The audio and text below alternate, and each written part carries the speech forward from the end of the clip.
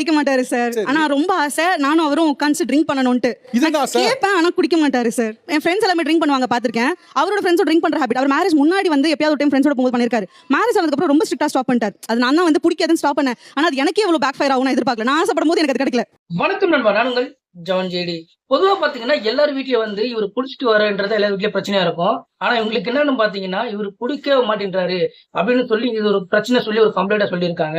அதாவது என்ன விஷயம் பாத்தீங்கன்னா, அதாவது இவர் கல்யாணத்துக்கு முன்னாடி வந்து குடிச்சிட்டு இருந்தாரு. ஆனா கல்யாணத்துக்கு அப்புறம் பாத்தீங்கன்னா இப்ப குடிக்கிறது இல்ல. சோ நான் தான் சொன்னேன் குடிக்க வேணான்ட்டு, அவர் நிப்பாட்டிட்டாரு. ஆனா எனக்கு என்னன்னா இவங்க சைட்ல வந்து ஃப்ரெண்ட்ஸ் சைட்ல பாத்தீங்கன்னா எல்லாருமே வந்து ஹஸ்பண்ட் ஒய்ஃபும் வந்து ஒன்னா குடிப்பாங்களாம். சோ அளவோட குடிச்சிட்டு 2 பேரும் வந்து ரொம்ப சந்தோஷமா இருப்பாங்களாம். சோ அந்த மாதிரி பாத்தீங்கன்னா நானும் அந்த மாதிரி இருக்க ஆசைப்பட்டேன். ஆனா இப்ப கடைசியில பாத்தீங்கன்னா எனக்கு அது வினையாயிடுச்சு. நான் தான் நிப்பாட்ட சொன்னேன். ஆனா இப்போ வந்து அவர் குடிக்க சொன்னா குடிக்க மாட்டேன்றாரு அப்படின்னு சொல்லி இது ஒரு விஷயமாவே பேசிட்டு இருக்காங்க. ஆனா பாவீங்களா, அவங்க வந்து வீட்டுல வந்து குடிக்கிறாங்க சொல்லிட்டு எவ்வளவோ பேர் வந்து இறக்குறதும் இல்ல இது ஒரு பிரச்சனை டைவர்ஸ் எல்லாம் போயிட்டு இருக்கு. ஆனா இங்க என்னன்னா குடிக்கலன்றது ஒரு பெரிய பிரச்சனை போயிட்டு இருக்கு. அது பாத்தீங்கன்னா சில அதாவது நம்ம நாட்டுல நிறைய இடத்துல பாத்தீங்கன்னா இந்த ஒயின் ஷாப் எடுக்க சொல்லி நிறைய இடத்துல பிரச்சனை பண்ணியிருக்காங்க. இவங்க குடிக்கலன்றது ஒரு பெரிய பிரச்சனையா இருக்காங்க. சோ இதை பத்தி நீங்க மறக்காம கமெண்ட் பண்ணுங்க. முடிஞ்ச சேனலை ஃபாலோ பண்ணிக்கோங்க.